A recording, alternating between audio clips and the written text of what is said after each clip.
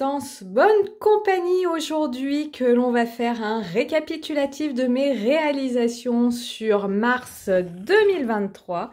J'installe le téléphone et on est parti. 2023, enfin mars 2023, au final j'ai fait pas mal de choses alors que j'ai été vraiment capoute surtout ce mois, mais finalement... pas mal de choses. Alors, on va commencer par un nouveau projet que j'ai lancé sur ce mois de mars, c'est-à-dire la réalisation de tags. Alors, je suis désolée, ça va faire du bruit car le chat joue avec mes petites affaires sur le bureau, c'est pas grave. Donc je disais, mars, nouveau projet, réaliser des tags. Donc c'est le plus grand tag, die tag de la fée du scrap qui fait 10 cm. Voilà. Donc je réalise des tags avec fond gel presse. Et voilà, dans le style vraiment art journal, fond travaillé avec des tampons et puis les designs de Janet Klein. Donc c'est tous des tampons que vous pouvez retrouver sur sa boutique Etsy Veralen Studio. Alors, Janet nous expliquait, elle a énormément de tampons.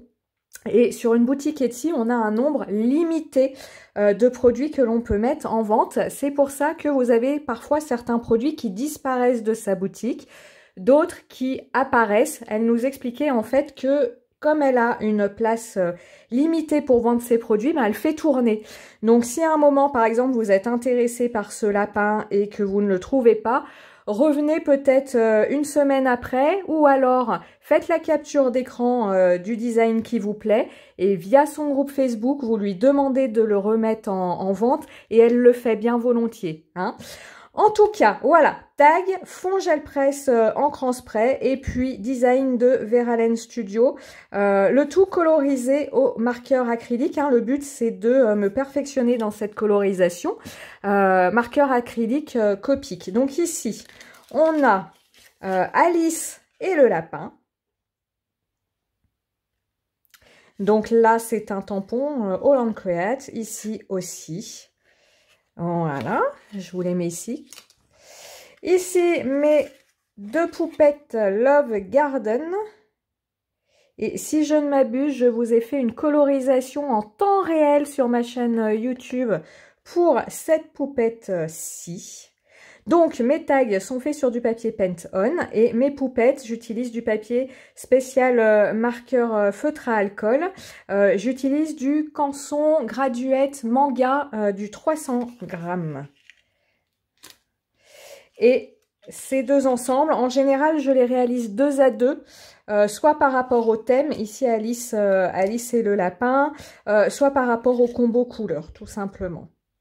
Donc toujours la même chose, un fond gel presse, je viens texturer avec des tampons de fond ancrés plutôt en noir, et puis la poupette, ici j'ai rajouté du glossy. Donc vous n'avez pas de vidéo pour chacun de ces tags, vous avez une vidéo en temps réel pour celle-ci.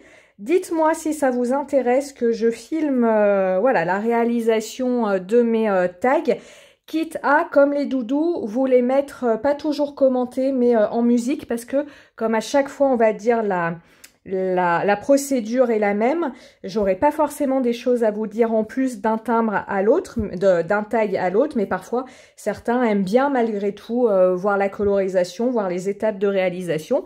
Donc moi ça m'embête pas de vous les filmer, de vous faire un montage en musique pour voilà, vous mettre ça notamment les week-ends, puisque les mercredis sont dédiés à des vidéos en temps réel. Dans mon carnet d'art journal d'Ina Wackley qui se remplit. J'aime beaucoup ça. Vivement l'été. Ceci dit, je pourrais refaire des choses d'été maintenant, mais c'est vrai que j'aime bien être raccord avec les saisons. Qui se remplit. Les doudous d'automne. Ça, je vous montre pas encore. Enfin, c'est pas grave, ça vous fait un petit aperçu en avance. J'ai fait pour la fée cette page avec Victoria. Donc, vous avez la vidéo tuto sur la chaîne YouTube de la fée du scrap où j'ai utilisé ici ces beaux tampons non montés fleurs de cerisier, Victoria, la dernière collection de Shoe and Flowers, fond poudre Magicals, j'utilise le die de la fée et la colorisation ici est faite au Néocolor. Ici, la même chose puisque j'ai voulu les mettre en couple, hein, Victor et Victoria. L'idée, c'est que Victoria part en voyage à Paris et rencontre Victor, notre petit Parisien, avec son béret. Et voilà, c'est l'amour. C'est l'amour, c'est le coup de foudre, d'où les cœurs ici. Voilà, et ici, colorisé au Supracolor Soft de Caran-d'Ache avec les masques de la fée, pochoir cœur de la fée, le magnifique appareil photo pour l'anniversaire de notre fée. Il est vraiment très très beau cet appareil photo. Donc le tampon, c'est l'appareil photo avec les fleurs ici, comme ça, et avec la branche qui dépasse ici. Voilà. Moi j'ai rajouté un petit peu de glossy sur l'objectif. Ah, j'y arrivais déjà ce matin, je cherchais le mot, je trouvais pas. De l'appareil. Et puis je vous ai fait, ça je l'ai fait sur avril, je vous ai fait en mars. Cette page, vous avez eu la vidéo tuto ce mercredi, voilà, pour répondre au défi du groupe Facebook de Shoe and Flowers. Le défi, c'était la tête dans les nuages. Donc, il fallait faire la réalisation que l'on souhaitait, un tag, page d'art journal, ce que l'on veut, avec pour thème la tête dans les nuages. Donc, en fait, moi, j'ai imaginé cette jeune fille. L'idée, allez, je peux bien vous le dire, ça va être redondant en mars et avril, mais c'est pas grave. L'idée, c'est, en fait, c'est ma même jeune fille. Elle est allée dehors, jouer avec la neige, au froid. Elle rentre chez elle, ça c'est... fait écho à moi quand je suis à la montagne. Je rentre dans mon petit appart, je me fais un chocolat chaud, le plaid sur les épaules. Et après avoir pris le grand air, bah voilà, elle se laisse aller à des rêveries avec cette petite souris, à cette montgolfière magnifique avec l'éléphant. Et la petite touche de glossy qui va bien. Voilà. J'ai également fait dans ce carnet-là, je vous tourne les pages. Là, c'est une page, je m'étais complètement loupée ici, donc je suis venue coller des pages libres que j'avais réalisées cet été pour masquer la catastrophe. Et j'ai réalisé cette double page sur mars. Donc là, vous avez la vidéo tuto sur la chaîne YouTube de la Fée du Scrap avec ce tampon Léonard qui est un tampon Stamping Bella. Les nuages sont embossés à chaud puis peints à l'aquarelle. Et ici, un tampon de l'encre et l'image. Vous avez la vidéo tuto sur ma chaîne. Fond gel presse, pochoir les ateliers de Karine. Le tampon qui fait à peu près cette taille-ci qui s'arrête là. En fait, on voit la démarcation avec le trait noir. Le tampon, c'est ça en fait, tout le haut.